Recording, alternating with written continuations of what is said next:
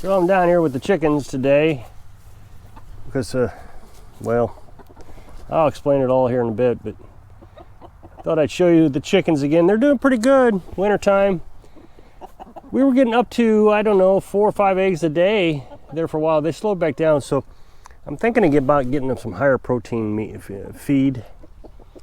We're going to go to town next Thursday. This is Saturday, so next Thursday we're going to go to town. I'm going to get 22%.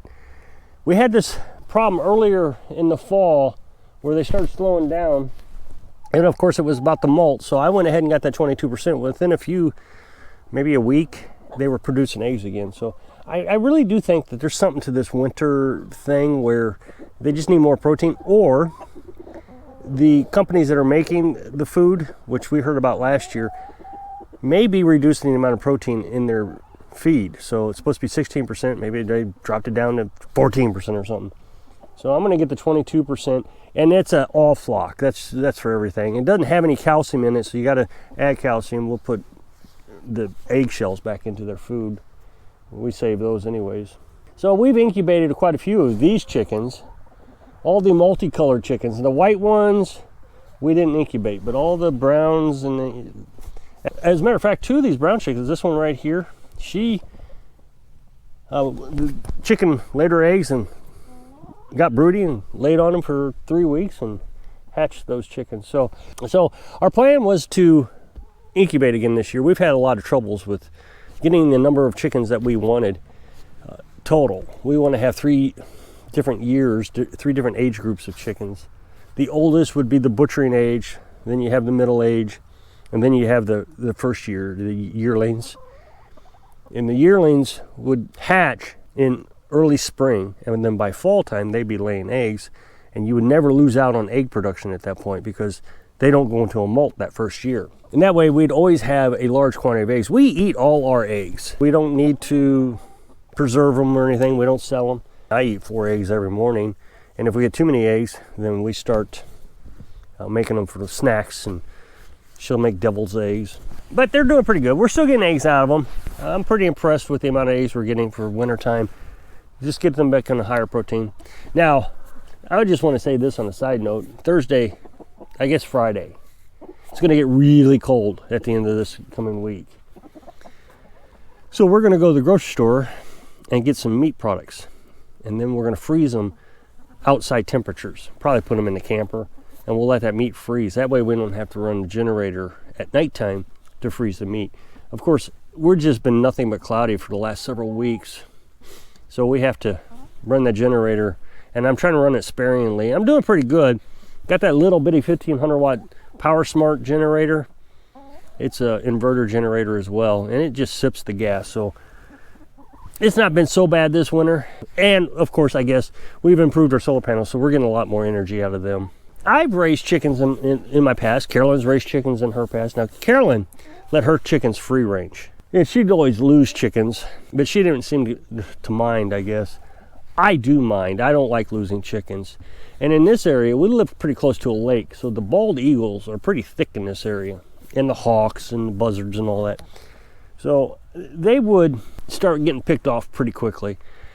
I mean, we have fox. We've had a big bobcat. I mean, that bobcat, it was huge. I've never seen a bobcat that big, but it was the size of a golden retriever. When the fox was here, they were really small. That was our first year. It scared the chicks.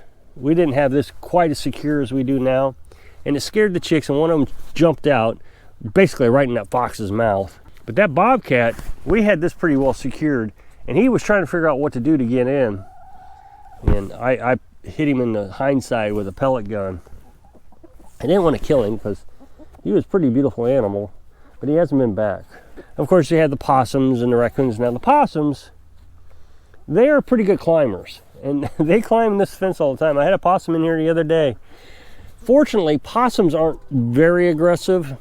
If there's a free meal that's not hard to get to, they'll take that over eating a chicken. I mean, I've seen we had a possum in here, and he tried to go after the chicken, but as soon as the chicken resisted, he backed off. Possums are more interested in eating the eggs or eating the chicken food. But a raccoon, they'll kill the whole flock. So we've had some issues with dogs.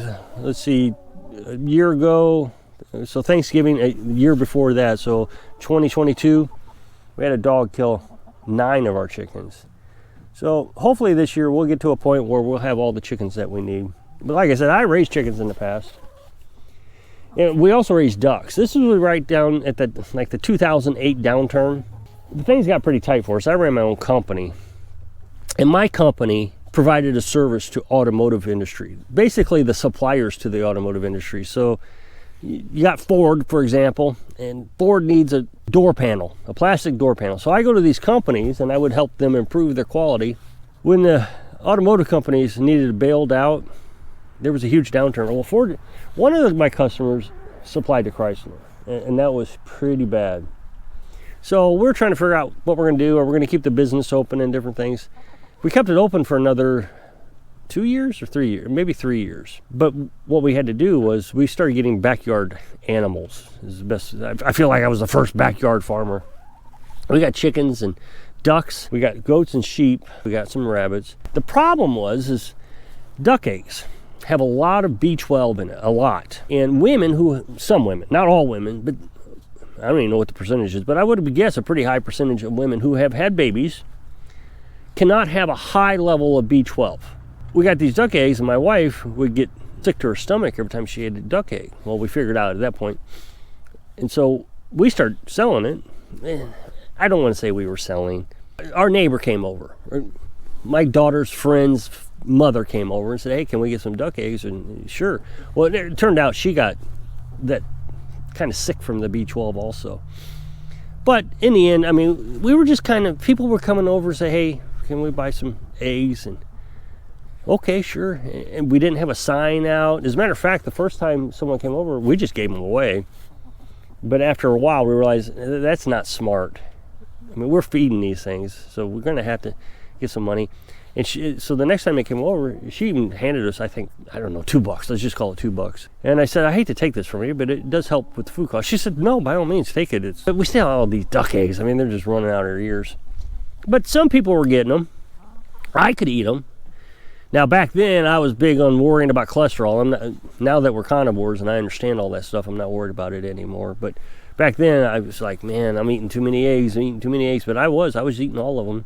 My daughter could eat the duck eggs, so that just left the chicken eggs for my wife. Well, the thing is, the FDA or the USDA, I really do think it was, I don't know, it doesn't matter. One of those organizations came by and said that our eggs are showing up out of state. I didn't understand that. I mean, we weren't selling them. I mean, we were just like, hey, somebody come over, can we have some eggs? Sure, we can have some, and we give them eggs, and they give us a couple bucks. We weren't really selling. I really believed that we were not selling eggs. It was just help us pay for the food, the chicken food. That's all it was.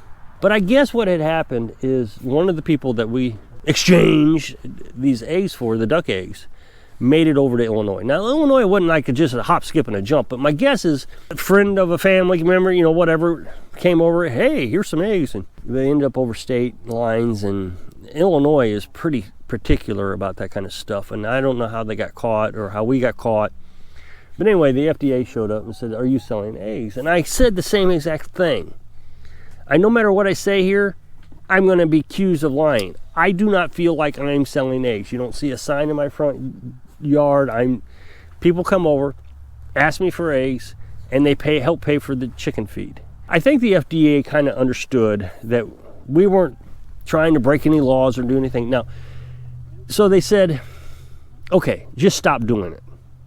Okay, no problem. So we stopped selling eggs. Now, the state of Missouri allows you to sell eggs, but this clause in the Constitution says interstate trade, so the federal government can get involved then.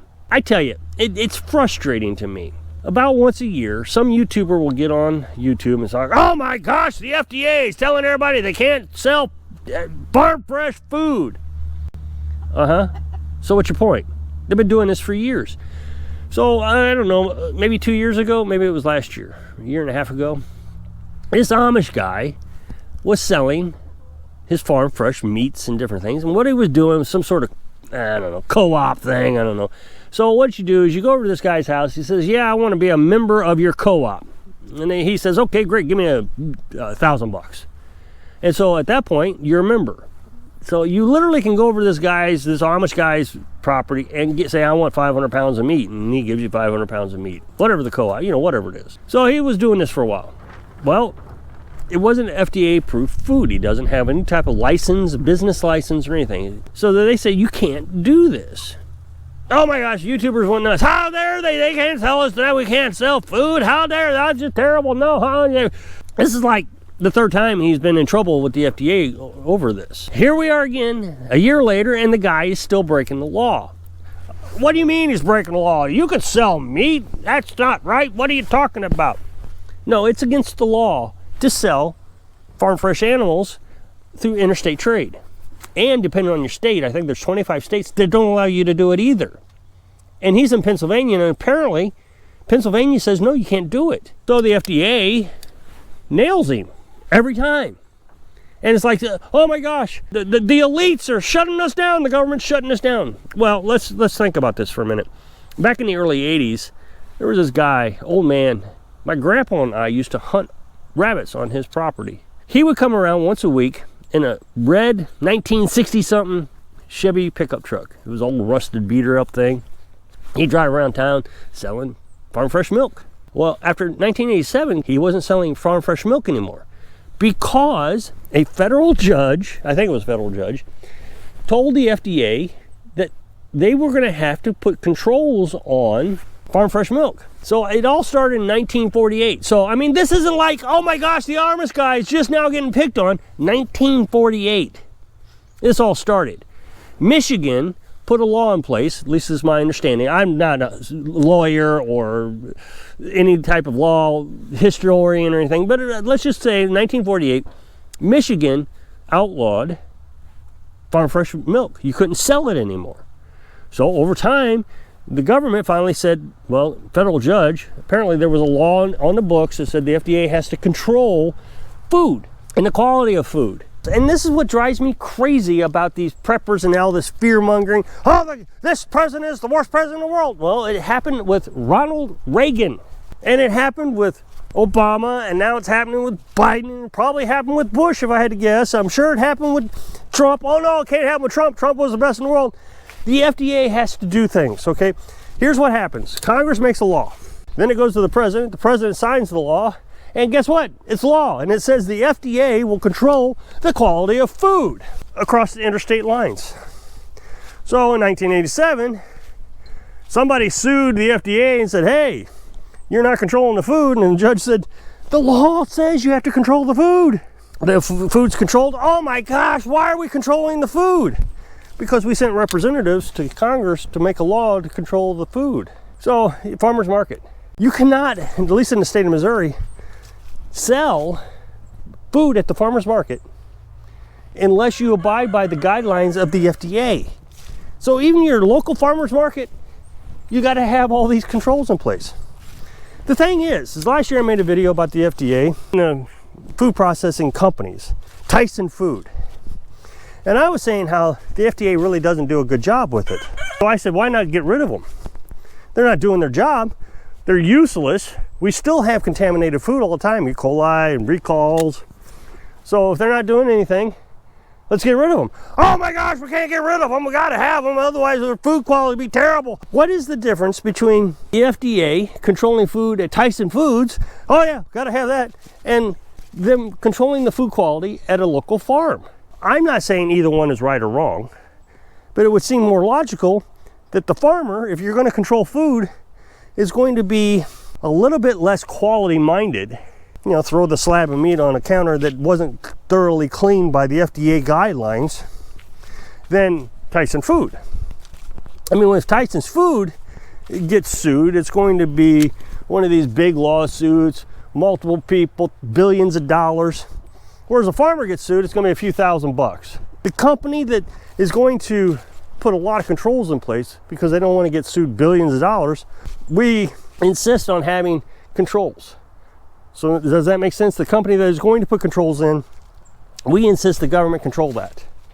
But the company, farmer, who isn't going to have a lot of controls in place, oh no, we don't want them controlled, even though you're more likely to get sick by a farmer.